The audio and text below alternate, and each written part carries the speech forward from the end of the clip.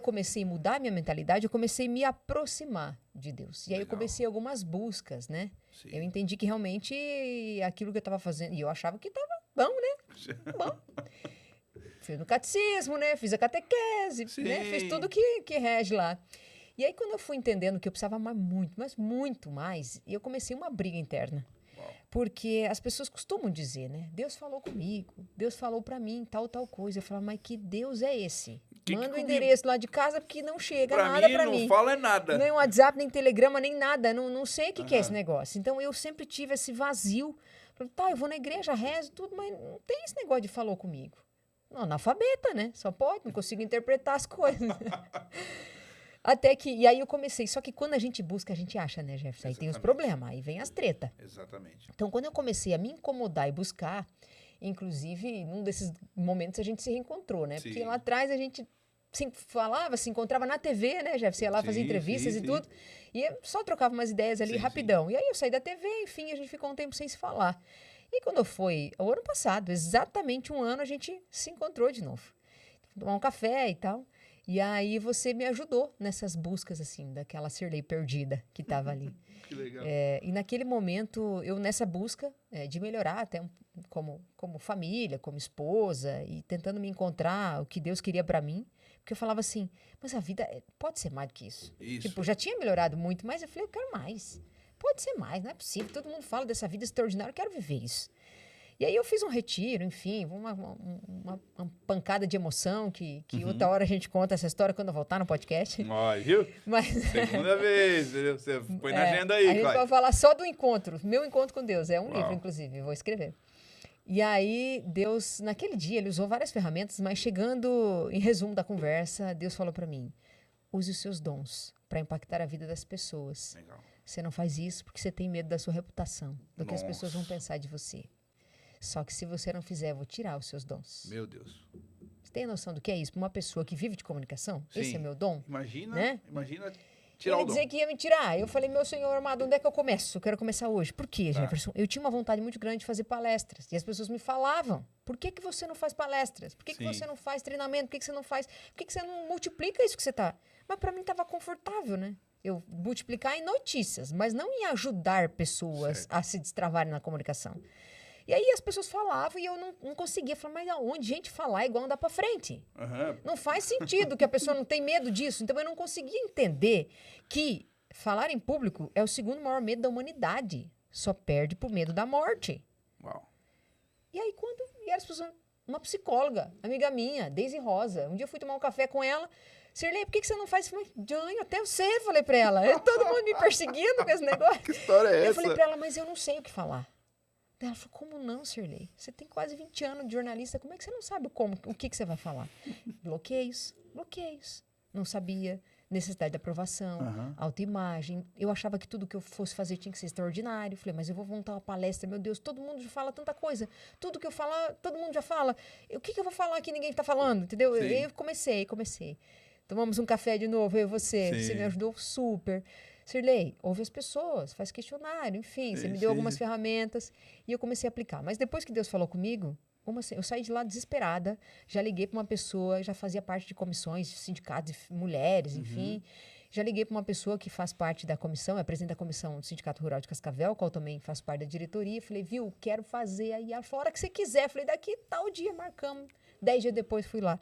E destravei na primeira palestra. Ei, coisa boa. Na verdade, quando Deus disse para eu fazer isso, eu já na hora, eu saí e já escrevi. Eu escrevi a palestra inteira, ele clarificou a minha cabeça assim, de um jeito extraordinário.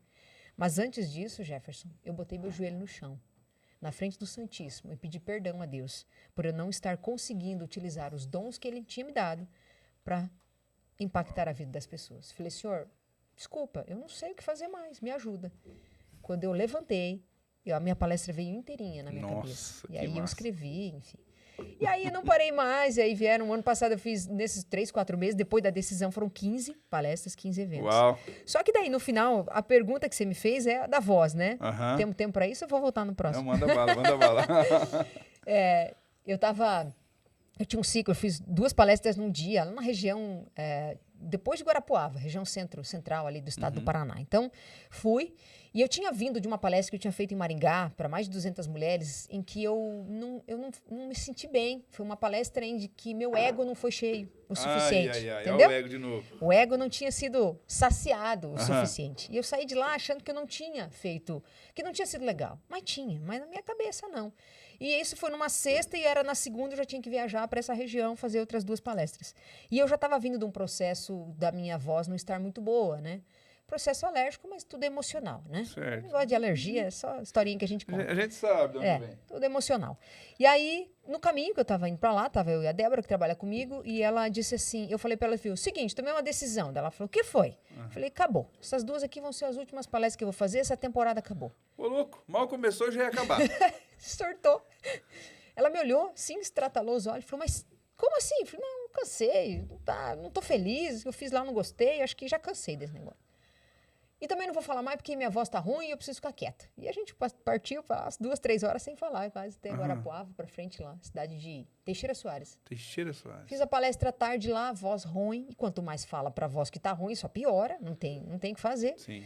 Foi ficando ruim. Terminei ali a palestra, foi incrível, várias experiências, era também sobre violência contra a mulher, testemunho de gente que, então muita gente pediu ajuda ali pra nós, foi bem legal, no sentido de transformação de pessoas. E aí eu tinha que deslocar 100 quilômetros para ir para outra cidade. E eu falei para ela, olha, vou ficar quieta, não vou falar, enfim. Chegando na outra cidade, eu fiquei quietinha até o máximo que eu pude. A palestra começaria às 7 horas, era 10 para as 7, eu estava no hotel. Eu não queria sair porque minha voz estava horrorosa. Mas eu não tinha que fazer. Eu não tinha que fazer. Aí. Tá tudo certo. Isso Eu aí. falei que água é bom e ele já trouxe mais água. Tá Obrigado, tudo certo com a minha Wagner. voz hoje. Eita, Wagner. equipe boa.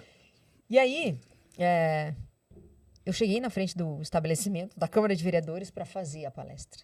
Eu não conseguia descer do meu carro. Não conseguia. Minha voz estava horrível. Porque assim, eu tenho como ego a minha voz como uma ferramenta. Certo. E é uma ferramenta, mas Claro. uma das coisas que as pessoas, quando eu cheguei aqui hoje, vocês iam falar, né? Conhece essa voz? Ou essa voz? Essa entendeu? voz. Então isso é uma coisa que é minha, faz parte da minha identidade, né? E eu tava sem voz. Aí eu já me desesperei. Eu comecei a chorar dentro do carro. Eu não queria Sim, descer, eu não sabia o que fazer. A voz Falei, acabou. como é que eu vou terminar com mímica isso aqui? Como é que... Eu me concentrei. E eu falei assim, Deus, eu vou entrar lá e vou fazer a minha melhor palestra que eu fiz até hoje. Sério. Falei só pra menina que senta do meu lado, não me deixa faltar água. Falei pra ela. E eu vou lá e vou fazer a minha melhor palestra. E foi. Mesmo com a voz... Eu não tinha outra opção, Jefferson. Você falou, eu vou fazer eu tinha meu que melhor. fazer. Era um Uau. lugar que as pessoas estavam esperando, município chamado Rio Azul, município pequeno. E eu gosto de lugar assim. Quando as pessoas são mais humildes em lugares menores, o impacto e a receptividade do assunto é melhor. Verdade. É incrível. Enfim, entrei, fiquei lá no cantinho e falei, olha, eu só não preciso falar, não posso falar agora porque tô ruim, depois no final a gente conversa, vou ficar aqui, tipo, né? Jefferson, quando eu comecei a palestra, me apresentaram, quando eu comecei a palestra, tinha umas 40 mulheres. A minha voz voltou. Assim, não, Clara, como Sim. está agora, mas não ruim como estava antes de eu começar a falar. Quando eu percebi que a minha voz tinha voltado, eu fui, arrebentei. Fiz a palestra e tudo, e foi a menina que estava sentada do meu lado, que viaja comigo, que sabia que tudo estava acontecendo, ela já fez assim. "Ah". E eu falei, agora vou terminar isso aqui. E fiz. Quando eu terminei a palestra, eu sempre abro para as pessoas falarem, né? Certo. Dar testemunho, enfim, fazer pergunta, né? Porque elas têm muita curiosidade do trabalho da gente e tal. Sim. E aí eu abri, e aí pegou o microfone, a secretária de saúde do município estava lá. Deu um testemunho incrível sobre o que eu tinha dito e que já estaria fazendo mudança na vida dela. E aí, pro final, ela disse assim, nunca pare de fazer o que você está fazendo. Nossa. Quando ela falou aquilo, eu não aguentei, né, Jefferson? Aí desabei, porque... E olha que eu não sou de chorar, né? Ainda mais em palestra, não tinha acontecido. Sim. Elas não entenderam na hora, mas aí eu abri, contei para elas. Falei, olha, hoje vindo para cá e declarei, foi assim, eu estava aqui, eu não conseguia entrar e agora... Vocês sentiram minha voz? Um pouquinho, mas não tá tão ruim. Eu falei, pois é. Foi assim, um negócio... O que eu virei a chave naquele momento, Jefferson? Deus pediu para eu fazer. Eu pedi para ele me ajudar. Ele foi lá e disse, tá aqui, faça. Eu assumi um compromisso, que a partir daquele dia eu não ia me calar mais. E aí de manhã eu declarei que não faria. Nossa. Faz sentido. Era totalmente contra um compromisso que eu tinha assumido com ele. Daí eu falei, não, gente, desculpa, perdão, meu senhor, não paro mais. Uau. Pela segunda vez eu disse pra ele. Caramba. E aí agora, né, estamos ganhando mais velocidade nesse trabalho também, nesse propósito, né? Porque o meu propósito é esse, virou um propósito. Certo, Impactar a vida das pessoas através da comunicação. certo. E hoje, isso que me travou por um período, agora tem sido o meu propósito. Que Ajudar legal. as pessoas que estão travadas. Né? Porque se para mim falar igual andar para frente, para a maioria Sim. das pessoas não é. Não mesmo. Então, eu tenho aberto muito ajuda para as pessoas em relação a isso. Caramba, que história, hein? Ou seja, Deus te pediu lá, você sentiu num retiro, na oração.